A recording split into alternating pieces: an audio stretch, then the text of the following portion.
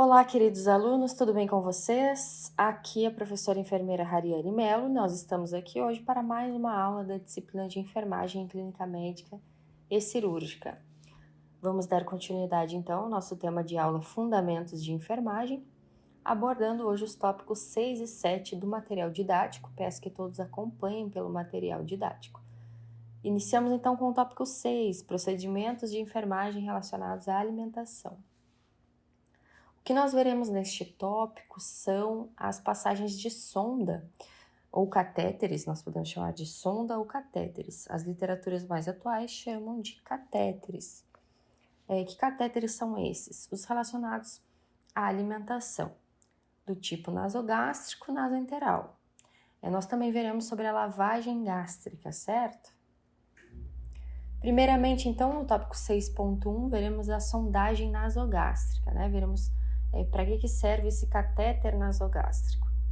Indicação pode ser para drenagem de conteúdo gástrico, ou seja, retirada do conteúdo que está dentro do estômago, realização de lavagem do estômago, então a lavagem gástrica, para também facilitar a retirada de conteúdo do estômago, fazendo essa lavagem. A administração de medicamentos também pode ser feita pela sonda nasogástrica, ou de nutrição enteral. Então, a dieta do paciente pode ser administrada por este catéter. Materiais que nós precisaremos para esse procedimento. Adesivo do tipo micropore e esparadrapo, ambos. É interessante que nós levemos na bandeja ambos. A própria bandeja. Estetoscópio, para que a gente faça os testes. Gaze. Luvas de procedimento. Seringa de 10 ou de 20 ml, também para fazer o teste, a seringa, para lavar a sonda também. Sonda do tipo Levine, que o catéter nasogástrico ele é conhecido assim, é uma marca, ok? Número 14 a 22 para uso adulto, ou 6 a 12 se for uso pediátrico. Xilocaína tipo gel, que é a lidocaína, 2% do tipo gel, nós precisaremos para lubrificar a sonda. Tiras indicadoras de pH, se for necessário, para a gente verificar o pH gástrico. E o procedimento. Antes de iniciar a falar sobre o procedimento, eu gostaria que vocês soubessem que o procedimento em si, a passagem desse catéter nasogástrico, dessa sonda nasogástrica, não é feito pelo técnico de enfermagem, é um procedimento exclusivo do profissional enfermeiro, tá? Dentro da equipe de enfermagem, quem realiza esse procedimento é o profissional enfermeiro. E aí vocês podem perguntar, professor, então por que eu preciso saber o passo a passo da sondagem e os materiais? Bom, nós fazemos parte de uma equipe de enfermagem, certo? Pode acontecer de um enfermeiro solicitar ao técnico que reúna o material em uma bandeja, por exemplo. Então, vocês precisam saber o que colocar nessa bandeja, ok? Outra coisa, são as sondagens, né, os cateterismos, são procedimentos que é preferível que se faça em dupla. Então, é possível que o enfermeiro solicite ao técnico que o acompanhe no procedimento. Para que o técnico o acompanhe e o auxilie, ele precisa saber o passo a passo. Também é dever do profissional de enfermagem que ele saiba os procedimentos inerentes à profissão, né? Inerentes à enfermagem. Até porque se ele acompanhar o enfermeiro nesse procedimento, ele poderá verificar o tempo todo se o procedimento está sendo feito de forma correta, certo? Então, vamos iniciar a falar sobre o procedimento, passo a passo, da sondagem nasogástrica. Primeiramente, antes de qualquer procedimento, nós higienizamos as nossas mãos, certo? Tanto o enfermeiro, que vai fazer o procedimento, vai introduzir o catéter, quanto o técnico que for o auxiliar, tá? Preparar a bandeja com o material necessário, como eu já falei para vocês, o técnico pode montar essa bandeja para o enfermeiro, deve saber tudo que é necessário para se realizar um cateterismo nasogástrico. Perguntar o nome completo do paciente a fim de garantir que se trata do paciente certo, para que não seja feita uma sondagem no paciente errado. Apresentar-se, explicar esse procedimento, explicar sobre a sondagem, o que é que o paciente vai sentir, mostrar a sonda, né, o passo a passo, comentar sobre o passo a passo, orientá-lo já previamente. Isso tudo, pessoal, quando cabível. É porque muitas vezes o paciente está inconsciente, não está acordado. E já em outras aulas comentamos que se ele estiver na presença de um familiar ou acompanhante, um cuidador que estiver o acompanhando, nós devemos explicar o procedimento que será feito a esta pessoa. Nós posicionamos o paciente em posição Fowler de preferência, pessoal, tá? Se houver alguma contraindicação, nós não elevamos a cabeceira. Se não houver essa contraindicação, nós posicionamos em Fowler porque é mais fácil a passagem da sonda, né, do catéter. Calçar as luvas de procedimento para iniciar o procedimento. Verificar o uso de prótese dentária e solicitar ao paciente que a retire. Então, se o paciente utilizar dentaduras, pessoal, próteses, né, as conhecidas popularmente como pontes, etc., as próteses em geral, nós devemos solicitar que ele retire. Se o paciente estiver inconsciente, nós retiramos. O ideal é que ele já não esteja com prótese se ele estiver inconsciente. Mas se acontecer, nós retiramos para poder proceder. Solicitamos ao paciente que realize a higienização das narinas ou realizamos essa higiene, quando o paciente estiver impossibilitado. Após inspecionar as narinas, então nós devemos inspecionar essas narinas com uma lanterna de bolso. Aqui eu faço um pedido para que não utilizem os celulares, principalmente em ambientes de saúde, em ambiente hospitalar, por conta da contaminação do aparelho. Então, não utilizem celulares, né? Utilizem lanternas de bolso. E essa análise das narinas, essa inspeção das narinas, é para detectar alguma anormalidade, certo? É também necessário ocluir cada narina e solicitar que o paciente respire, para a gente determinar qual dessas narinas está mais pérvia. A que estiver mais pérvia é a que nós introduziremos a sonda. Lembrando mais uma vez, quem introduzirá a sonda é o profissional enfermeiro. É necessário, pessoal, que nós façamos uma medida para que a sonda seja passada. Para que a gente saiba qual o comprimento dessa sonda que nós vamos introduzir na narina do paciente, é necessário que nós façamos uma medição. Essa medição é feita da seguinte forma: a ponta do catéter é colocada na ponta do nariz e vai até o lóbulo da orelha, certo? Essa ponta, para que vocês tenham mais clareza, é a ponta que tem os orifícios, é a ponta que precisa ir para dentro do estômago do paciente. Então, essa ponta, na ponta do nariz, até o lóbulo da orelha, que é aquela partezinha da orelha onde nós temos o primeiro furo, né, os brincos, para que vocês identifiquem melhor. Então, ponta do nariz até o lóbulo da orelha e do lóbulo da orelha até o apêndice xifoide. Nós fazemos a palpação para identificar o apêndice xifoide e a sonda vai até o apêndice xifoide. Quando nós conseguirmos determinar esse comprimento, para que nós não o percamos, nós colocamos um esparadrapo bem fininho para marcar, para fazer a marcação desse catéter, dessa sonda. Utilizamos xilocaína em gel a 2%, a lidocaína, né, em uma gaze, colocamos a lidocaína em uma gaze, para realizar a lubrificação da ponta da sonda. Cerca de 7 a 10 centímetros da sonda deve ser lubrificado com lidocaína. Desprezamos um pouco de xilocaína, de lidocaína antes do procedimento, porque muitas vezes no hospital aquela bisnaga do gel, né, da lidocaína, já foi utilizado outras vezes. Então, nós retiramos a tampa e desprezamos um pouco fora da gaze, né? E depois colocamos na gaze, porque aquele primeiro ali que é desprezado provavelmente está contaminado. Pode estar contaminado. Solicitamos ao paciente para ele fletir a cabeça até encostar o queixo no tórax. Isso se o paciente estiver consciente. Nós fazemos esse pedido a ele. Caso ele esteja inconsciente, vocês farão como na imagem que eu coloquei no slide. Vocês vão colocar a mão na nuca do paciente e fletir a cabeça dele. Isso para que libere, né, pessoal, a via alimentar, a via esofágica do paciente. Dessa maneira a gente abre mais a via alimentar e deixa a via aérea mais fechada, porque acontece do seguinte: se o paciente estiver em decúbito dorsal e se nós não fizermos esse procedimento de fletir a cabeça do paciente, pode ser que a sonda vá para a traqueia e da traqueia para os pulmões, né? Fique ali no local, na posição errada.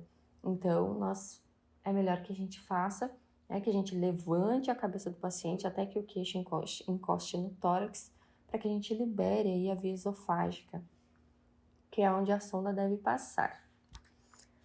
A sonda, então, é introduzida suavemente, certo? Existe um recurso, alguns profissionais preferem não utilizar, que é oferecer água, né? Pequenas quantidades de água para o paciente deglutir. Oferecer água para que ele degluta, orientar que ele degluta, né? Se fala para o paciente para ele engolir, para que isso evite aí o reflexo da tosse e ajude na passagem da sonda. Alguns profissionais contraindicam esse recurso por precaução, né? Para que se faça aí uma prevenção de broncoaspiração.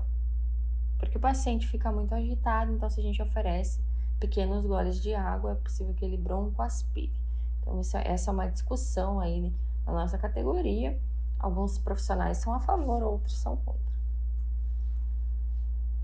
Voltamos a cabeça para a posição anatômica novamente. Aí na imagem vocês já conseguem ver que a profissional não está mais fletindo a cabeça da paciente. Continuamos a introduzir a sonda até a marca estabelecida. Aquela marquinha que nós fizemos após a medição, então o enfermeiro vai introduzir a sonda até essa marca. Para evitar o posicionamento da sonda após a introdução, o posicionamento incorreto, nós utilizamos algumas técnicas. Esses testes, né, essas técnicas são feitas, pessoal, para que a gente tenha certeza que a sonda, a ponta da sonda nasogástrica está no estômago do paciente, certo? Porque se estiver, como eu falei, próximo ali aos pulmões, o paciente vai broncoaspirar a dieta. Essa dieta vai para os pulmões, vai causar um dano ao paciente, um dano muito sério ao paciente. Imagina a dieta indo para os pulmões. A dieta é para ir para o estômago, o medicamento, mesma coisa. Então, é imprescindível que sejam feitas essas técnicas. Outra coisa, o enfermeiro faz logo após o procedimento e o técnico de enfermagem, antes de administrar a dieta, antes de administrar o medicamento pela sonda, deve fazer os testes. Acontece de o paciente que está acordado tracionar a sonda, puxar a sonda e deslocar esta sonda, ou até mesmo o acompanhante ou familiar, sem perceber, tracionar essa sonda. Então, antes de administrar qualquer medicamento, qualquer dieta, o técnico deve fazer esses testes. Primeiro teste que eu vou descrever para vocês é a aspiração do resíduo gástrico. Então, nós pegamos uma seringa de 20 ml, conectamos na sonda e aspiramos. Se vier conteúdo gástrico, que é um conteúdo amarelado, esverdeado, a sonda está na posição correta. Outro teste bem importante e que é amplamente realizado é o do estetoscópio. Como é feito?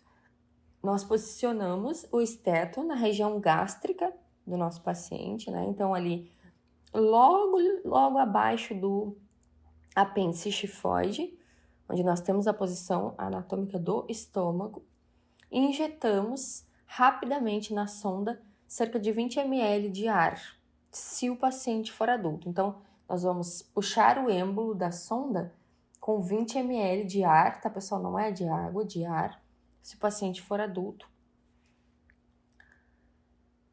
Ok? E se criança, nós reduzimos para 5 ml de ar, certo? Nós introduziremos, tá, gente, esses ml de ar rapidamente pela sonda e vamos auscultar o ruído produzido lá no estômago, ok? Nós auscultaremos com o estetoscópio ruídos hidroaéreos lá no estômago. Se nós não conseguirmos auscultar com essa pressão grande de ar, é bem possível que a sonda esteja deslocada, não esteja no local correto. É preciso, então, que se chame o enfermeiro para que ele passe outra sonda, refaça o teste, né, verifique novamente, e se realmente estiver fora do local, repasse esse catéter. O último procedimento, o menos usual, o ideal é que se faça os 3, ok, pessoal? Mas na prática, esse é um dos procedimentos que é feito só na primeira vez. Eu indico que façam sempre os 3, certo? Que é introduzir a ponta da sonda, gente, a ponta externa, a ponta que fica para fora, em um recipiente com água. Pode ser um copo descartável, uma cuba, para ver se há o surgimento de borbulhas sincronizadas com os movimentos respiratórios. Ou seja, o paciente respira, né? Quando ele expira, saem borbulhas neste copinho com água, neste recipiente com água. Isto nos indica que provavelmente a sonda está lá próxima aos pulmões. Então, ela deve ser retirada imediatamente.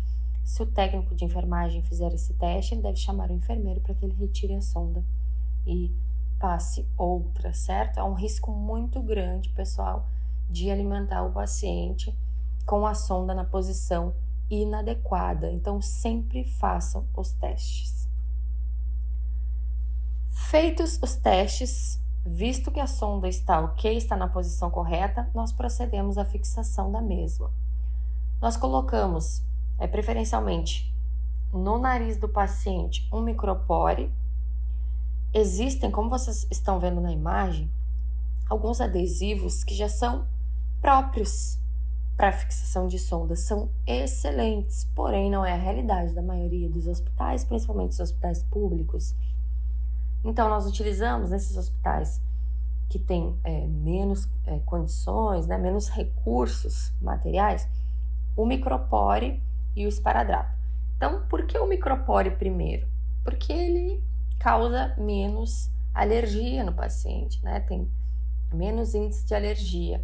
Ah, professora, nenhum paciente vai apresentar alergia ao micropore? Pode apresentar, pessoal, mas ele é bem menos agressivo que o esparadrapo. Então, primeiro, nós colocamos o micropore. Depois, nós fixamos uma ponta de esparadrapo no nariz e a outra na ponta da sonda. Então, acima desse micropore, um esparadrapo, e esse esparadrapo vai fixar a própria sonda do mesmo jeito que vocês estão vendo na imagem, ok? Para que ela não saia da posição correta, ela fica bem fixa ali para não sair, porque senão nós temos o risco de uma sonda mal posicionada. Posteriormente à fixação, nós deixamos o paciente confortável, recolhemos todo o material, fazemos o descarte adequado do material utilizado, higienizamos as nossas mãos, o enfermeiro que fez o procedimento e o técnico que o auxiliou, checamos a prescrição, registramos o procedimento realizado. Se houveram intercorrências, nós também vamos registrar na folha de registros de enfermagem do prontuário do paciente.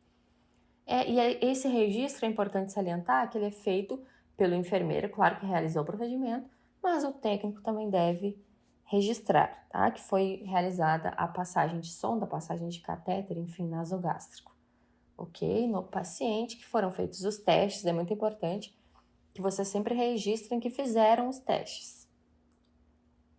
Observações importantes, né? No caso de aspiração do conteúdo gástrico, gente, esse deve ser devolvido ao estômago. Essa é uma dúvida frequente, né? E esse conteúdo que eu aspirei, esse suco gástrico, né? Que eu aspirei da sonda na hora do teste. Então, nós devolvemos ao estômago. Só não devolvemos se o volume for muito excessivo, aí mais do que 200 ml. E fechamos aqui, então, a sondagem nasogástrica. Ok, pessoal? Passamos agora para a sondagem nasoenteral. Tá? Então, existem diferenças, sim, desses catéteres, tá? Tanto o material da sonda nasogástrica e da sonda nasoentérica são diferentes, são materiais diferentes. A posição da ponta da sonda também é diferente, então prestem bem atenção. A indicação para a sondagem nasoenteral muda um pouquinho também, a obtenção de via de acesso para a nutrição enteral e a administração de medicamentos. Nós vimos agora há pouco que a nasogástrica também serve para drenagem de substâncias do estômago, né? Drenagem gástrica, lavagem gástrica também. A nasoenteral não, é uma sonda direcionada aí para nutrição e para administração de medicamentos. Quando o paciente fica internado e é indicada a sondagem para alimentação, se dá preferência à sonda nasoenteral ou nasoentérica, certo, pessoal? A sonda nasogástrica, como ela tem um material mais rígido e a ponta dela fica no estômago, a indicação dela é mais para drenagem e lavagem gástrica. Porém, se acontecer de não haver, né, não tivermos a nasoenteral no hospital e apenas a nasogástrica, é passada a nasogástrica para alimentação também, mas nós damos preferência para a nasoenteral. Materiais para que a gente passe a sonda, muda pouca coisa da sonda nasogástrica, tá? Então, adesivo do tipo micropore esparadrapo para fixação, a bandeja onde nós colocaremos todo o material, compressa, estetoscópio, luvas de procedimento, seringa de 20 ml. Um adendo. Tanto na nasogástrica quanto aqui na nasoenteral, vocês viram que são luvas de procedimento. Não é um procedimento estéril, não precisa ser feito com luva estéril, é luva de procedimento apenas. Também devemos ter aí na nossa bandeja uma sonda nasoenteral, do número 6 ao número 10 para uso pediátrico, ou número 8 a 12 para o uso adulto. Recipiente ou cuba com água, nós já sabemos para quê, para fazer os testes, né, pessoal? Pode ser um copo descartável também, é o que nós mais utilizamos. Xilocaína tipo gel, lidocaína, né, a 2%. E procedemos à sondagem. Primeiramente, higienizando as mãos, o enfermeiro e o técnico que vai auxiliar no procedimento. É preparada a bandeja com o material necessário, então futuros técnicos prestem muita atenção no material que vai nessa bandeja. Muitas vezes a bandeja é montada, os profissionais se direcionam até o leito do paciente e falta material, então é perda de tempo aí, né? O paciente fica mais tempo sem receber alimentação, vários fatores, então montem a bandeja com todo o material necessário. É necessário que a gente pergunte o nome completo do paciente para garantir que é o paciente certo. Nos apresentamos, explicamos o procedimento para esse paciente se ele estiver acordado. Se ele não estiver acordado, se ele estiver inconsciente, nós procedemos essa explicação ao acompanhante, ao familiar. Exceto em casos de UTI, pessoal, quando esse paciente não tem nenhum acompanhante. Posicionamos o paciente em posição semi-Fowler ou Fowler, certo? Quando indicado, quando houver contraindicação, mantemos ele na posição original. É necessário calçar as luvas de procedimento. Verificamos o uso de prótese dentária, se o paciente utiliza. Se ele utilizar, nós retiramos. Solicitamos ao paciente que realize higienização das narinas ou realizamos essa higienização da mesma forma que a sonda que fizemos lá na sonda nasogástrica. Depois que as narinas são inspecionadas, nós as examinamos, né? Após essas narinas serem higienizadas, nós inspecionamos elas com a ajuda de uma lanterna de bolso para detectar ali se alguma está ocluída ou não. Escolhemos aí a narina mais indicada, né, pessoal? A narina que estiver mais pérvia para fazer o procedimento. A medida, gente, muda, ok? Na sonda nasoenteral, prestem bem atenção. O início é o mesmo, né? A ponta da sonda, que tem os orifícios, é colocada na ponta do nariz. Vejam a imagem. Ponta da sonda, ponta do nariz, até o lóbulo da orelha. Posteriormente, do lóbulo da orelha, a gente vai até o processo tifoide, até o apêndice tifoide. Porém, nós acrescentamos ainda essa medida da borda inferior do apêndice tifoide até a cicatriz umbilical. A literatura que nós trouxemos aqui para vocês traz até a cicatriz umbilical, porém, é necessário salientar que outras literaturas poderão trazer que essa medida vai 10 centímetros abaixo do apêndice tifoide, 15 centímetros, muda em algumas literaturas, certo? Colocamos a xilocaína em gel a 2% em uma gaze para que a gente consiga lubrificar a ponta da sonda. Solicitamos ao paciente para que ele faça, para ele fletir, né? Solicitamos ao paciente para fletir a cabeça até encostar o queixo no tórax. Se não for possível o paciente fazer esse movimento, nós mesmos fazemos da mesma forma do lado da sonda nasogástrica que nós vimos. A sonda é introduzida suavemente. Aquele mesmo recurso do oferecimento de água pode ser feito, porém, vocês já sabem que há controvérsias, né, entre os profissionais. Alguns apresentam algum receio para oferecer óleos de água. Voltamos a cabeça para a posição anatômica e continuamos a introduzir a sonda até a marcação. A marcação agora é diferente, mais longa, porque não paramos no apêndice tifoide, fomos até a cicatriz umbilical. É interessante que vocês prestem bem atenção na imagem agora. Lembram que eu falei que a sonda nasoenteral, o material dela é diferente? Então, pessoal, ela é mais flexível, certo? Que a nasogástrica. A nasogástrica é um material mais rígido. E ela tem um fio guia, que a gente chama também de mandril. Como ela é mais flexível, ela precisa de uma estrutura no interior dela que nos permita a passagem. Se não houvesse esse mandril, esse fio guia, nós teremos muita dificuldade na introdução da sonda. Feita a passagem da sonda, nós temos que retirar esse mandril. Toda a extensão da sonda vai ter esse mandril, que é como se fosse uma espécie de ferro bem fininho. Assim como está aparecendo aí na imagem, tá? Tem as duas extremidades da sonda. Essa extremidade lilás é a que vai ficar para fora. A outra extremidade vai estar lá na primeira porção do intestino delgado do paciente, certo? Feita a medição correta, claro. Então, esse mandril ele deve ser totalmente retirado, ok? Segurando-a para evitar que se desloque. O que significa isso? Nós vamos puxar o mandril segurando a sonda, fixando ela com os dedos ali próximo à narina do paciente. Se nós apenas puxarmos o fio guia, a sonda inteira vem junto. E para verificar, tiramos o mandril, né? O enfermeiro foi lá e fez a retirada do mandril. Nós precisamos fazer aqueles testes, né? Aquelas técnicas para saber se a sonda foi bem posicionada. Que procedimentos são esses, né? Que técnicas são essas? As mesmas da sonda nasogástrica. Nós posicionamos o estetoscópio na região gástrica, injetamos aí cerca de 10 a 20 ml de ar rapidamente, auscultando ali ruídos hidroaéreos na região gástrica.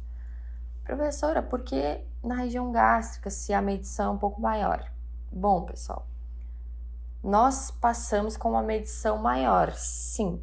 Só que inicialmente a sonda fica localizada no estômago, ok?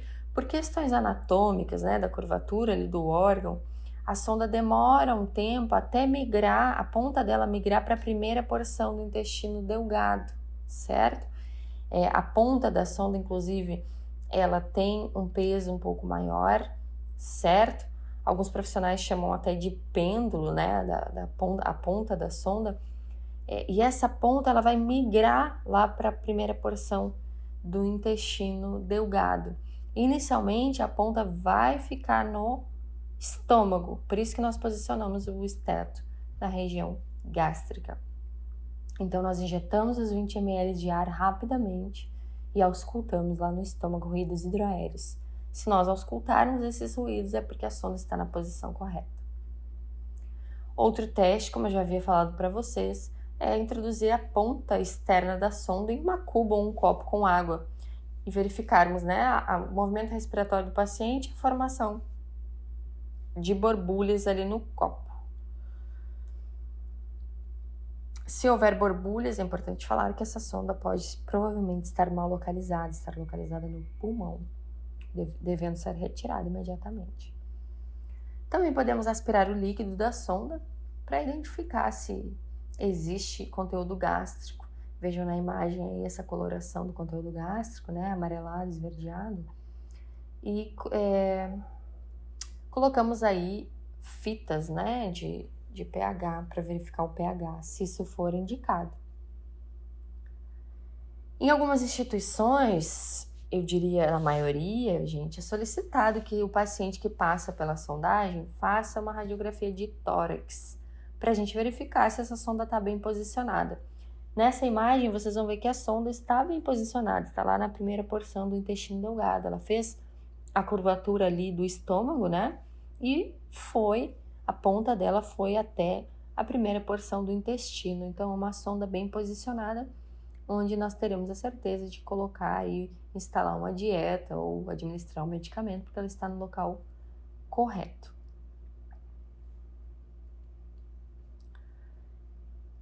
Feito os 3 testes, gente, nós fixamos a sonda, certo?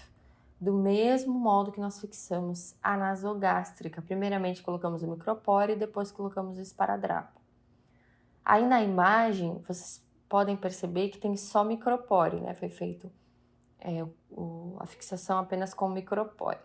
O que acontece é que o esparadrapo ele fixa melhor, então é sempre indicado que acima do micropore nós coloquemos aí um esparadrapo para fixar a sonda, né, entre a sonda e o nariz, um esparadrapo. Essa outra técnica de fixar na região temporal ali do paciente, né, a sonda, nem todos os profissionais utilizam, certo? A maioria utiliza essa técnica apenas do nariz, ali, nariz e sonda, ok? Para não lesionar o rosto, a face do paciente. Deixamos o paciente confortável após realizarmos a sondagem, recolhemos todo o material. Vamos fazer o descarte adequado desse material utilizado, higienizamos as mãos, checamos a prescrição. É importante falar aqui para vocês que esse procedimento ele vai ser prescrito pelo profissional médico. Registramos o procedimento realizado e as intercorrências, se houver intercorrências, lá nas folhas de registros de enfermagem do prontuário desse paciente. Mesma coisa, o enfermeiro que realizou o procedimento registra e o técnico que auxiliou também registra. Finalizamos aí a sondagem nasointeral. Tópico 6.3, pessoal, nós tratamos sobre a lavagem gástrica. Então, primeiramente, a indicação desse procedimento. É realizada a lavagem gástrica no caso de intoxicações exógenas ou para drenagem do estômago, drenar o conteúdo gástrico, nos casos de cirurgias ou exames diagnósticos. Então, não houve condições de ser feito um preparo ali por via oral, para que o paciente elimine todo o conteúdo gástrico, intestinal. Se houver algum problema que não seja indicada essa realização, né, por via oral, é passada uma sonda nasogástrica para a gente esvaziar o conteúdo do estômago. Para realizar esse procedimento, nós vamos precisar da sonda, né? Todo o material para para sondagem nasogástrica, da sonda em si, a própria sonda, com um lumen grande. Então, nesse momento, nós daremos preferência a sondas mais calibrosas, porque por ali vai sair conteúdo gástrico e também poderá entrar alguma solução para fazer a lavagem gástrica, então um lumen grande. 2 a 3 litros de soro fisiológico, água destilada ou solução prescrita, aí o médico também prescreve a quantidade. Um conector em Y, bolsa ou frasco de drenagem, aí, como vocês estão vendo na imagem, tá? Aquele conector ali, o Y, que está unindo as duas bem no centro. Uma bolsa para irrigação, né, onde vai entrar o conteúdo para ser feita a lavagem gástrica, e o outro onde vai todo o conteúdo que estava no estômago vai ser desprezado. Então, nós precisamos de 2 frascos ou 2 bolsas. No caso da imagem, são bolsas. Luvas de procedimento. Para realizar o procedimento, não é necessário luva estéril, não é um procedimento estéril. A via gástrica não é estéril, ok? Dispositivo de fechamento clamp, pode ser um clamp mesmo. E eu coloquei na imagem para vocês uma pinça, porque geralmente é o que é utilizado, tá? Para clampear ali a extensão das bolsas. Reunimos o material, higienizamos as mãos, ok? Aí já falando do procedimento em si. Perguntamos o nome do paciente, para que a gente faça o procedimento no paciente correto. Nos apresentamos, explicamos todo o procedimento. O procedimento é incômodo, né? Então o paciente precisa saber sobre isso, até porque ele pode ficar muito agitado durante o procedimento. Calçamos as luvas e realizamos a sondagem nasogástrica, com todos aqueles testes de posicionamento que nós já havíamos falado. Então tem que fazer a medição, a marcação da sonda, é realizada a passagem desta sonda, realizados os testes para a gente ter certeza que está na posição correta. Lembrando mais uma vez, quem faz é o enfermeiro. Inserimos o conector em Y na sonda, ok, gente? Então o conector ele vai estar ligado tanto às bolsas quanto à sonda, né? Inserir o extensor da bolsa irrigadora em uma das entradas do conector em Y. Inserir na bolsa frasco de drenagem a entrada remanescente do conector. Então, vejam que o conector vai nas 2 bolsas e também na sonda, obviamente, né? Porque é através da sonda que vai entrar o líquido para lavagem e vai sair o líquido drenado. E mantemos o sistema clampeado. Vejam que essas bolsas aí da imagem, elas já têm os seus próprios clamps, né? Não é necessário um clamp extra ou uma pinça, tá, pessoal? Mas nem todos são assim. Aqui nessa outra imagem, vocês já vejam aí que não tem o clamp, então a gente utiliza a pinça. Suspendemos o sistema de irrigação em um suporte, então o conteúdo que vai entrar pela sonda para fazer a lavagem, nós colocamos no suporte de soro, né, suspenso, mais alto, deixando a bolsa de irrigação no maior nível possível. Preferencialmente, nós utilizamos aí um suporte de soro. Iniciamos a lavagem abrindo o dispositivo de fechamento da bolsa irrigadora e estilando em torno aí de 200 a 300 ml da solução que foi prescrita. Clampeamos o tubo de irrigação e desclampeamos o tubo de drenagem para que a solução reflua. Então, assim, aí na imagem vocês estão vendo que o outro frasco, ele está ligado ao sistema de vácuo, né, gente, que vai puxar o conteúdo gástrico. Quando não for assim nesse sistema, quando for o sistema de bolsas, que eu mostrei na outra imagem, uma vai ficar suspensa lá no alto, que vai entrar o conteúdo, né, para lavagem gástrica, o soro ou a solução prescrita, e a outra vai ficar baixa, porque aí pela gravidade, o que entrou lá para o estômago do paciente vai sair na outra bolsa. Então, uma fica embaixo, a de drenagem, e a de irrigação ficar em cima. Ou, como nessa imagem aí nós estamos vendo, a de drenagem está ligada ao vácuo. Medimos a quantidade que refluiu, né? Então, quanto que está drenando aqui na bolsa de drenagem? Quanto que tem? Qual é a quantidade? Comparando com a quantidade de solução irrigada. Porque nós não podemos, gente, hipótese alguma, infundir, por exemplo, 200 ml de solução lá para o estômago do nosso paciente e na hora da medição ver que saiu só 100, certo? Porque a gente precisa que tenha ou os mesmos 200 ou mais, né? O que mais havia no estômago do paciente. Para verificar se a medida que retornou é no mínimo igual a que entrou, no mínimo, né, pessoal? Porque conteúdo ali gástrico, tem conteúdo gástrico, né? Muito difícil o estômago do paciente não ter absolutamente nada. Se essa quantidade drenada for menor, nós temos que reposicionar o tubo e massagear delicadamente o abdômen do paciente para auxiliar o refluxo. Algo aí não está dando certo, não está drenando da maneira que devia, não está drenando corretamente. A gente deve, pessoal, avaliar os sinais vitais, a eliminação urinária e o nível de consciência desse paciente a cada 15 minutos. E em caso de alterações, nós removemos o tubo. Repetimos o procedimento até o fluido estomacal parecer claro, ok? Então, no caso de intoxicações, né, principalmente, da ingestão de grandes quantidades de medicamentos ou de produtos químicos, esse líquido tem que sair claro para que a gente tenha ali certeza que fez uma boa lavagem gástrica. Feito isto, o líquido saiu claro, nós retiramos a sonda, recolhemos o material e encaminhamos esse material para o expurgo. Higienizamos as mãos, registramos o procedimento e se houveram intercorrências lá no prontuário do nosso paciente. Certo, pessoal? Finalizamos aqui o tópico 6, então, os cuidados de enfermagem relacionados à alimentação e também aí a lavagem gástrica. Então, nós vimos os procedimentos de enfermagem relacionados à alimentação, agora no tópico 7, vamos ver os relacionados à eliminação. O que nós veremos neste tópico, gente? As sondas vesicais, principalmente, ok? Tanto a de alívio quanto a de demora. E também veremos os cuidados de enfermagem relacionados à lavagem intestinal. Iniciando então com a sondagem vesical de alívio, tópico 7.1.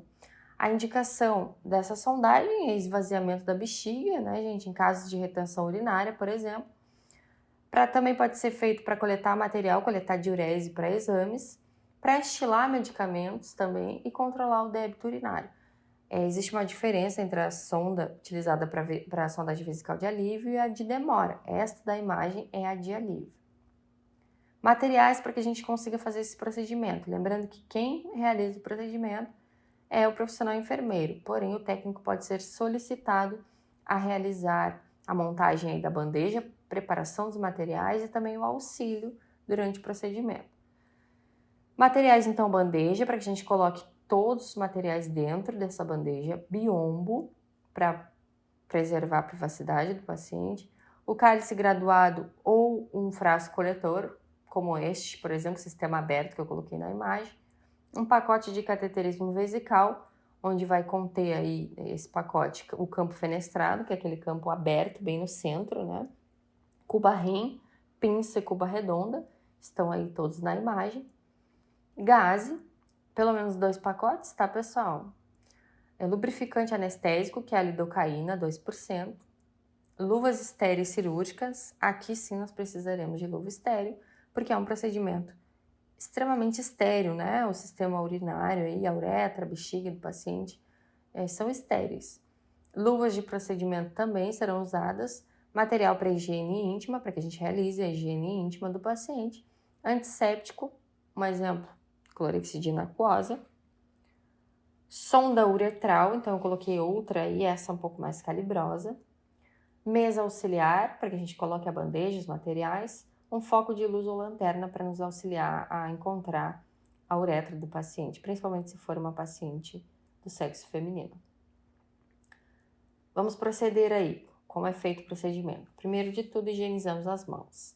Reunimos todo o material na bandeja para que a gente consiga levar esse material até o quarto do paciente, até o leito do paciente.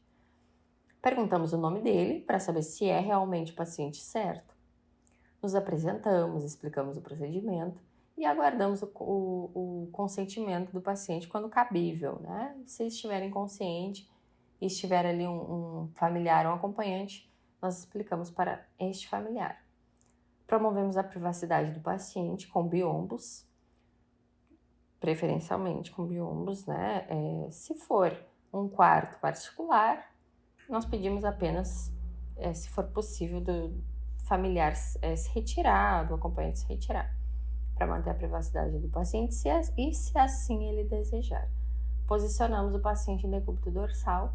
É interessante que nós posicionamos ele em decúbito dorsal, mas nós vamos precisar que ele fique com os joelhos flexionados, tá, pessoal? Para expor a uretra, mesmo que seja do sexo masculino, certo? Se for do sexo masculino, não necessariamente ele precisa deixar o joelho flexionado, ok? Ele apenas afasta um pouco as pernas, né? Os membros inferiores. Colocamos as luvas de procedimento. Para que as luvas de procedimento? Para fazer a higiene íntima do paciente, de preferência com água e sabão. Se o paciente deambula, se ele está consciente, nós orientamos antes do procedimento que ele vá para o banho de aspersão. Se for um paciente acamado, nós fazemos a higiene perineal deste paciente. Descartamos o material utilizado na higiene íntima, retiramos as luvas de procedimento, que estarão sujas, e higienizamos novamente as mãos. É necessário que a gente abra, gente, de maneira extremamente estéril, asséptica, o material descartável, né? Sobre o campo. Que campo é esse? O campo estéril. O que nós abriremos nesse campo estéril? A sonda uretral e as gases estéreis. Colocamos antisséptico na cuba redonda, como eu coloquei na imagem. Então, dentro da cuba redonda, a gente vai colocar ali torundas de gaze, né? Ou apenas o antisséptico dentro da cuba, para que posteriormente a gente faça ali as torundas e utilizemos, né, o antisséptico. Lembrando que isso é feito antes, gente, porque o enfermeiro vai precisar calçar a luva estéril depois, ele não vai poder pegar o frasco. Colocamos o lubrificante anestésico na cuba rim para lubrificar a sonda, lembrando que a gente também não vai poder pegar a bisnaga, né, do gel, por conta que não é estéreo, depois que calçar a luva estéreo. Aí sim o enfermeiro calça as luvas estéreis, tá? No homem, é necessário que seja feita a retração ali do prepúcio para expor a glande, ok? Só expondo a glande, retraindo o prepúcio, que a gente vai conseguir enxergar o meato uretral do homem. Essa antisepsia feita no pênis do homem, né, inicia na glande e vai para a base do pênis, só que a gente vai trocando a gase, né, trocando a torunda ali, para vocês verem, tem uma pinça e na ponta a torunda. Essa torunda tem que ser embebida no antisséptico. Então veja, a gente faz a higienização antes do procedimento e depois, mesmo com as luvas estéreis, cuidando para não contaminar, a gente faz uma nova antisepsia. Na mulher, fazer a antisepsia do meato urinário, então identificou o meato urinário, com movimento para baixo em direção ao períneo, com auxílio de uma pinça e gaze, assim como eu coloquei na imagem para vocês. Colocamos posteriormente o campo fenestrado. Para quem não conhece, o campo fenestrado ele está aí na imagem. No homem, nós posicionamos o pênis do paciente perpendicularmente ao corpo, da maneira que está na imagem.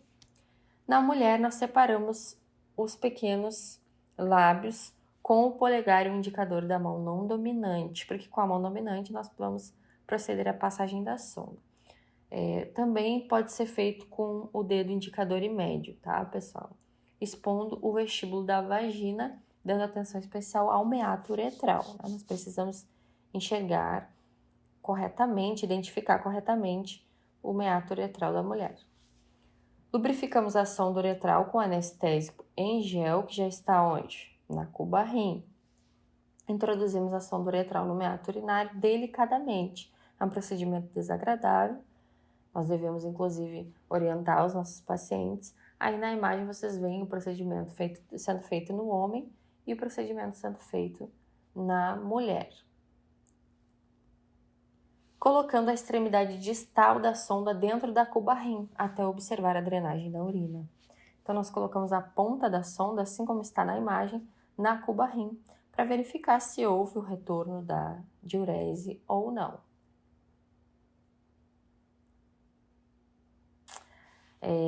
Até observar a drenagem aí, né, gente, da urina.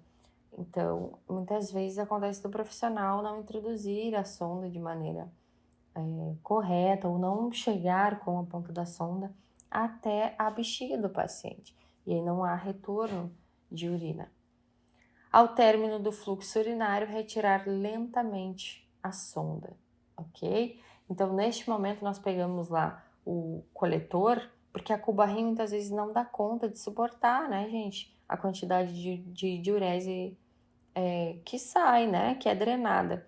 Então, aí, neste momento, nós pegamos o coletor e introduzimos a sonda dentro do coletor, tá? Fazemos ali leves massagens na região do baixo ventre, né, do paciente, na região infraumbilical, para auxiliar aí na saída de diurese. Feito isso, deixamos o paciente confortável, né, depois de retirar a sonda, claro. Recolhemos o material do quarto, mantendo o leito organizado. Encaminhamos o material e o resíduo para o expurgo, né? Não é indicado que a gente despreze o material no quarto, no leito ali do paciente. É indicado que nós levemos esse material contaminado ao expurgo. Medimos o volume urinário no cálice graduado ou no frasco coletor, como eu coloquei aí na imagem. O cálice graduado é um frasco de vidro, tá, gente? E desprezamos lá no expurgo, lá na pia própria para desprezar secreções do lado do expurgo. Lavamos a bandeja com água e sabão, secamos com papel toalha e ainda passamos álcool a 70%, retiramos as luvas estéreis e higienizamos as mãos, certo?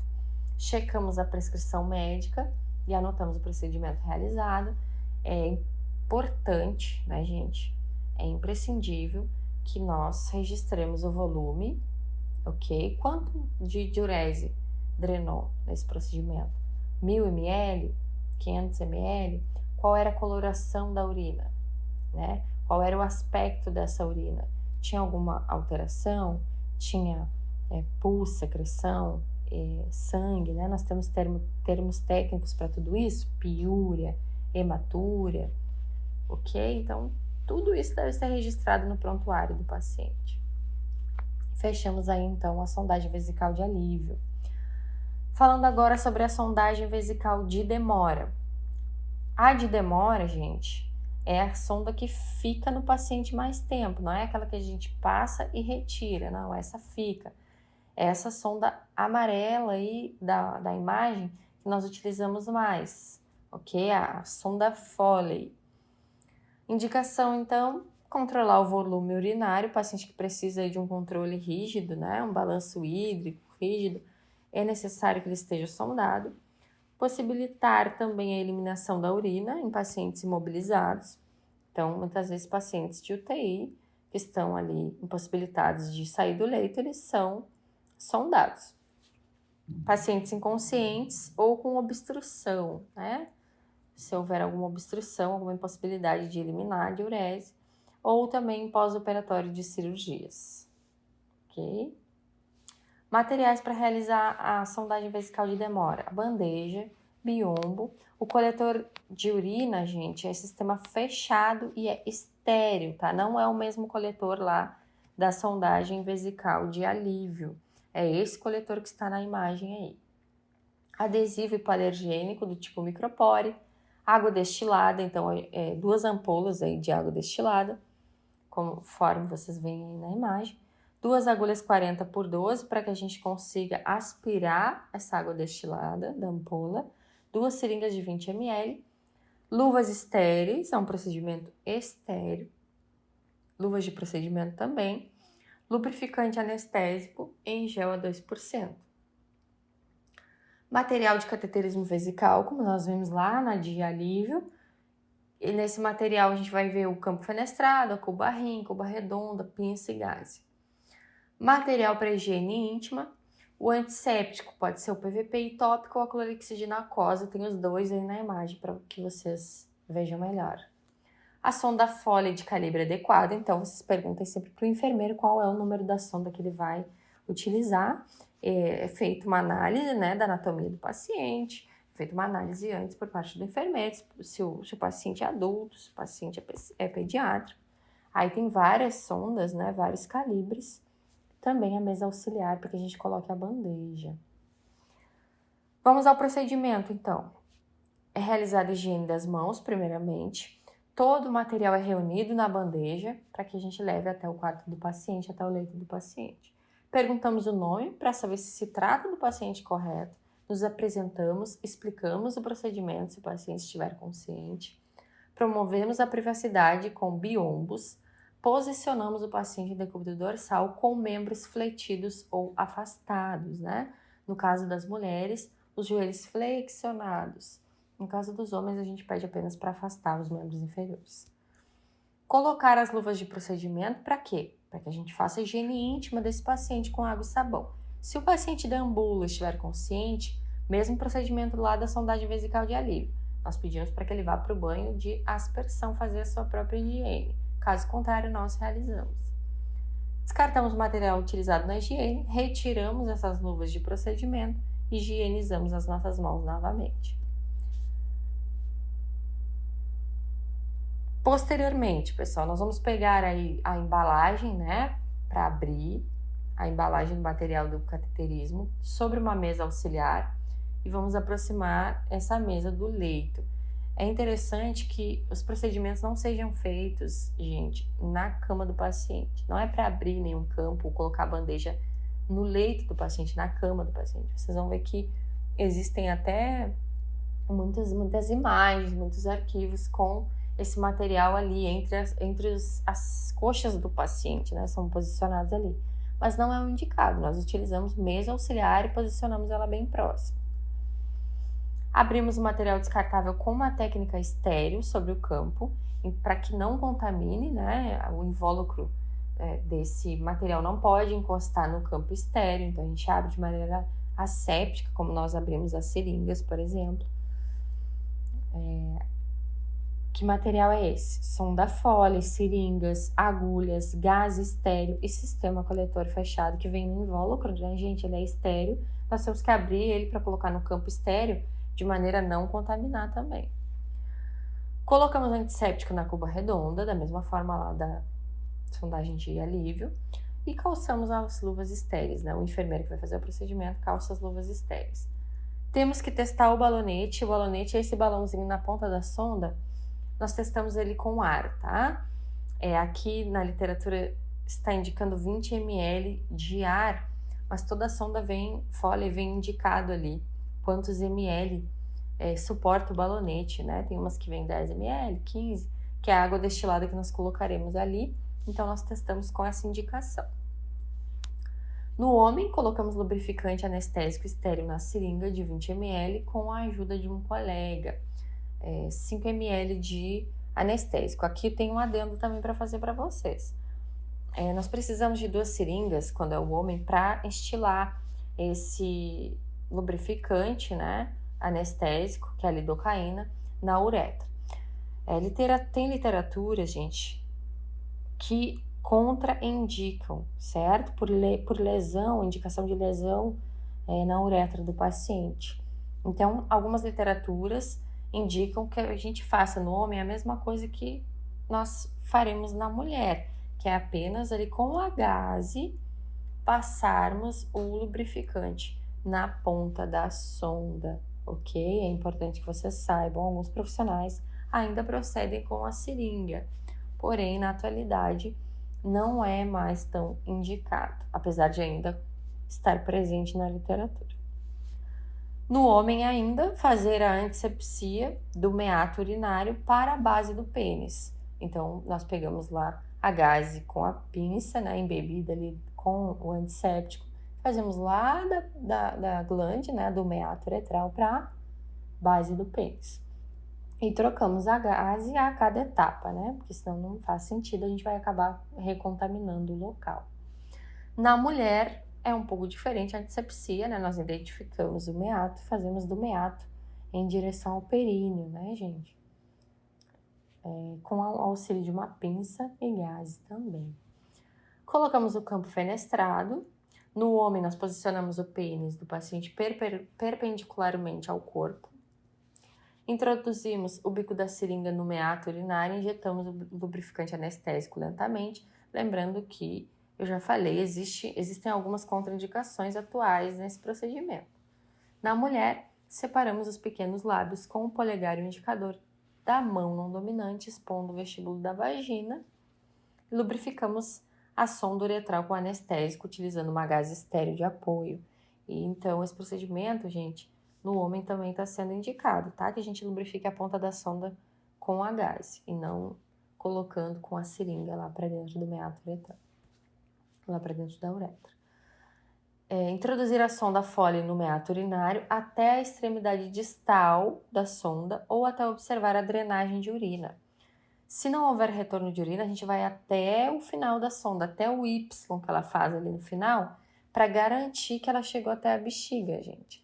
Imagine a gente insuflar lá, inflar o balonete com água destilada na uretra do paciente, que o calibre é bem menor, né? Não pode. O ideal é que a gente tenha o retorno de urina, para ter certeza que ela chegou até a bexiga. Se não houver esse retorno, a gente vai até a extremidade distal. Inflar o balonete com água destilada conforme a instrução do fabricante e tracioná-lo levemente. Essa instrução do fabricante é o que eu falei para vocês, que vem destacado ali na sonda, quantos ml, né, de água destilada para inflar o balonete. Após inflar o balonete, nós tracionamos a sonda lentamente para ver se ela está bem fixada mesmo, tá, pessoal? Porque se o balonete estiver lá dentro da bexiga, a sonda não vai sair. No homem, nós fixamos a sonda na região inguinal, direita ou esquerda, com adesivo hipoalergênico, e na mulher, na face interna da coxa, conforme vocês estão vendo aí na imagem. Esse adesivo é um adesivo próprio para catéter vesical, para sonda vesical. Se nós não dispormos desse material, nós utilizamos o micropore. Prendemos o coletor na parte inferior do leito, né, da cama do paciente, assim como vocês estão vendo na imagem.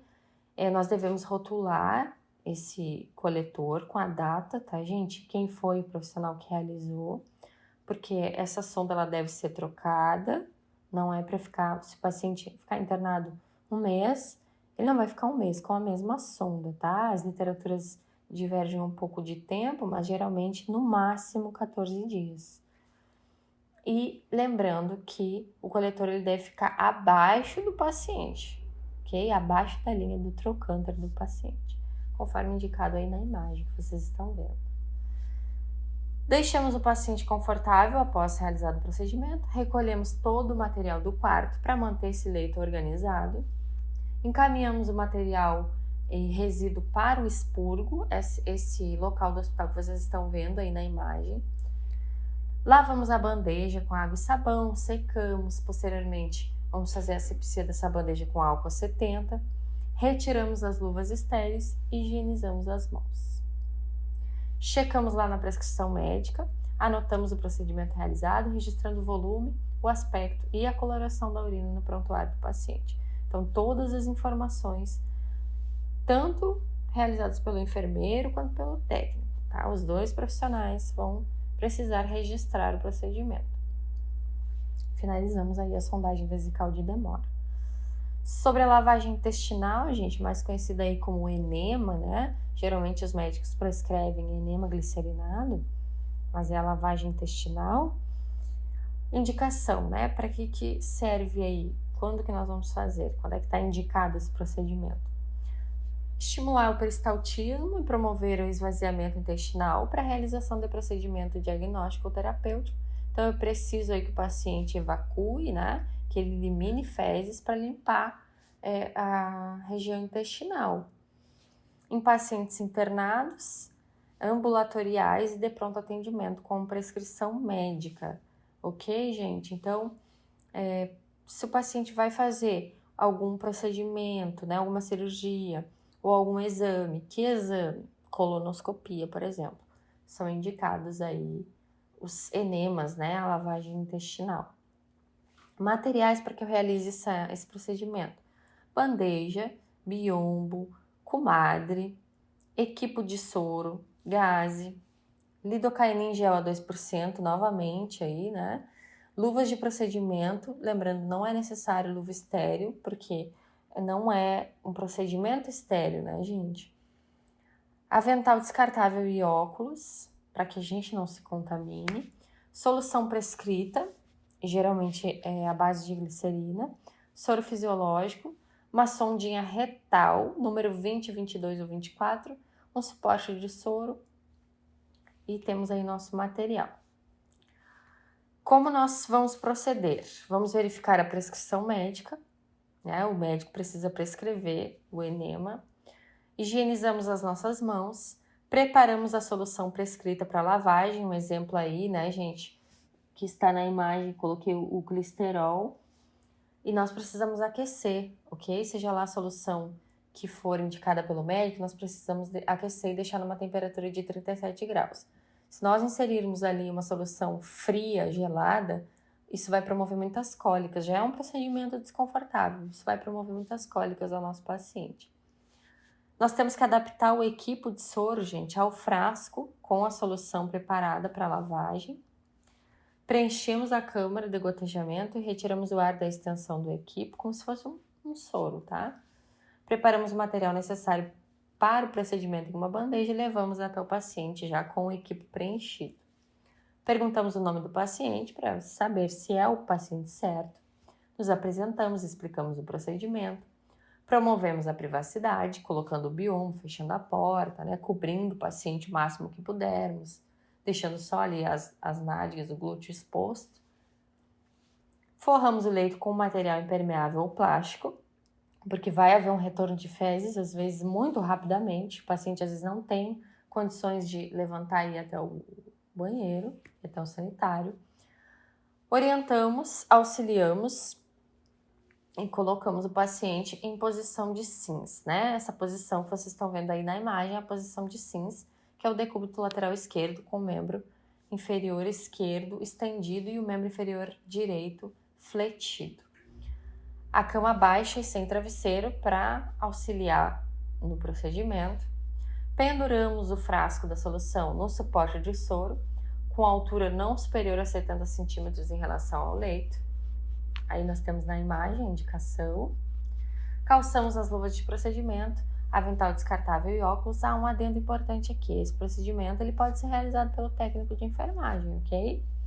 Não é que nem as sondas, né? Que nós já vimos. A sonda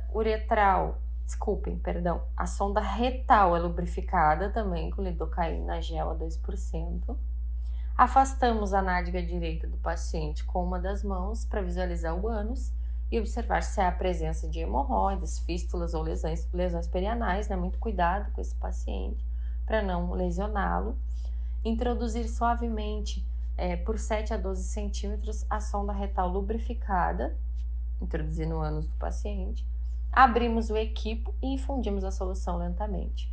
E a gente solicita que o paciente ele respire pausadamente. Explicamos ali o procedimento para ele o tempo todo. E quando terminar a infusão da solução, nós fechamos o equipo e retiramos a sonda retal. É importante que a gente oriente o paciente que ele tente concentrar esse conteúdo dentro, né, da região anal, retal, o máximo que ele puder, que ele não despreze rapidamente, porque senão não vai ter a eficácia que nós queremos, né? Esse conteúdo é interessante que ele fique mais tempo dentro da região retal. Retendo, né? Pedimos para ele reter essa solução aí pelo maior tempo que ele conseguir, contraindo o esfíncter anal. Ele contrai o esfíncter anal para que o líquido não saia, a solução não saia. Feito isso, retirada a sonda, gente, retal, nós ajudamos o paciente a ir até o banheiro ou oferecemos para ele a comadre, que está aí na imagem, para quem não sabe ainda o que é a comadre, elevando a cabeceira do leito, se não houver contraindicação, para que ele consiga eliminar na comadre, né, gente? Orientamos o paciente a não utilizar o vaso sanitário, solicitar ao profissional de enfermagem que verifique o aspecto da eliminação, ok? Nós solicitamos que ele não dê a descarga, tá, gente? Para o profissional ver ali se houve realmente a limpeza intestinal ou não. Auxiliamos o paciente na higiene perianal após o procedimento, deixamos ele confortável, recolhemos todo o material que foi utilizado, mantendo esse leito organizado, encaminhamos o material para o expurgo, lavamos a bandeja, secamos, passamos o álcool, fazemos asepsia com álcool a 70%, descartamos o conteúdo da comadre no vaso sanitário, esse sim, e levamos essa comadre para ser higienizada no espúrio. Retiramos as luvas de procedimento, fazemos a higienização das nossas mãos, checamos e anotamos o procedimento realizado. Se houve alguma intercorrência, nós devemos registrar, e também sobre o resultado obtido, se o paciente eliminou ou não, qual foi a coloração, qual foi o resultado, se foi satisfatório ou não, ok? Isso tudo lá na folha de registro de enfermagem do prontuário do paciente. No tópico 7.3.1, nós vimos a troca de bolsa coletora. Então, como é feita a troca de bolsa coletora nos pacientes, né? Então, seriam essas bolsas coletoras as bolsas de colostomia. Elas devem ser trocadas rotineiramente para evitar vazamentos, né, gente? Vazamento do quê, gente? De fezes, né? Lembrando que o estômago, né, ele fica ali na parede abdominal do paciente, é por ali que saem as fezes. O paciente foi impossibilitado de eliminar suas fezes pela região retal, pela região anal, ok? Além disso, essa troca nos permite a inspeção da pele do paciente em volta ali do estômago. Muitas vezes, gente, o conteúdo dessas fezes acaba lesionando a pele do paciente, a pele abdominal. A frequência dessa troca, ela pode variar de 3 a 7 dias, de acordo com as características da bolsa e as necessidades também do nosso paciente. Materiais para realizar esse procedimento: placa e bolsa coletora, compressa, toalha, luva de procedimento, dispositivo de fechamento, que é esse clamp que está na imagem, que vai ficar ao final da bolsa, fechando ela. Para realizar o procedimento, nós higienizamos as mãos, perguntamos o nome do paciente, a fim de garantir que é o paciente correto, nos apresentamos e explicamos o procedimento. Proporcionamos privacidade ao paciente, já que é um procedimento também que causa um certo constrangimento à maioria dos pacientes. Colocamos o biombo, solicitamos ao paciente que assuma uma posição confortável para ele. A literatura nos indica que as melhores posições são assentada, reclinada ou em pé, mas nós deixamos o paciente se posicionar da maneira que fique melhor para ele. Calçamos as luvas de procedimento, iniciamos a retirada da bolsa. Ele já vai estar com uma bolsa, certo, gente? Então nós procedemos aí a retirada. Nós empurramos levemente a pele para baixo enquanto a placa é levantada, conforme vocês estão vendo aí na imagem. Lembrando que esses pacientes, eles ficam um bom tempo com a bolsa, né, até ser feito o procedimento de reversão. Então, nós também devemos orientá-los a como fazer a retirada, a troca da bolsa, tanto que na imagem aí é o próprio paciente que está fazendo. Nós descartamos a bolsa e a placa também sujas em recipiente adequado. E essa da imagem é um exemplo de bolsa que tem a placa, né? Então, fica ali aderido ao paciente a placa e são feitas trocas das bolsas. Se necessário, usar papel higiênico para remover fezes do estômago e da pele. A gente tem que limpar o estômago e a pele periostomal, ou seja, da volta do estômago, com compressa e água. Sabão é opcional. No ambiente hospitalar, a gente pode lavar com soro fisiológico também. Se necessário, a gente realiza tricotomia na região periostomal da volta do estômago, homens principalmente, né, que tem mais pelos, porque se nós não fizermos a tricotomia, não adere, a bolsa não adere à região. Enxaguar e secar a pele cuidadosamente após essa limpeza. Usar um guia de medida para determinar o tamanho do estômago, tá, gente? Esse guia aí é um exemplo, que está aí na imagem, para que a gente adeque a bolsa, porque é necessário que se faça o corte do tamanho aproximado do estômago. Traçamos o tamanho correto, cortando a placa, como vocês estão vendo aí na imagem, com uma tesoura. É aceito um corte de até 1 centímetro maior que o estômago, não mais que isso, tá, gente? Aplicar uma barreira cutânea, pasta indicada pelo fabricante ou faixas, para colocar ao redor do estômago ou no lábio de abertura da placa, para não lesionar, tá, gente, essa região aí abdominal. Removemos o papel da parte posterior da placa, centralizando, né, gente, a abertura sobre o estômago e pressionamos a placa para baixo sobre a pele ao redor do estômago. Aqui a gente já pode ver, a bolsa já está sem o papel, tá? É como se fosse um adesivo.